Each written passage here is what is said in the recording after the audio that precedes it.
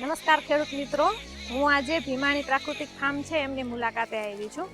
તો આપણા જે ખેડૂત છે વિરમદેભાઈ, હું તમને આ હળદરની ખેતી વિશે થોડુંક માહિતી મારે જોઈએ છે કે તમે આજે અમે જોયું કે હળદરની તમે 3 વેરાયટી છે એ વાવેલી છે. તો વધારેમાં વધારે ખેડૂતો છે એ જે આ સેલમની જે વેરાયટી છે એને વાવવાનું વધારે પસંદ કરતા હોય છે. તો એમનું શું કારણ?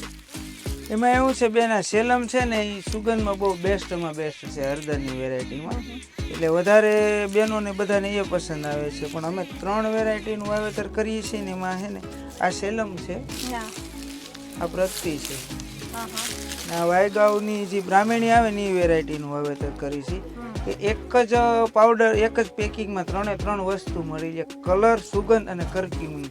એટલે સેલમની અંદર સુગંધ આમાં બેસ્ટ છે સેલમ, અને કલરની અંદર પ્રગતિમાં બેસ્ટ કેસરી કલર આમાં આવે. આ જે કાચી છે એટલે પીળી દેખાય છે એમનું વ્હાઈટ, પછી કેસરી થઈ જાય.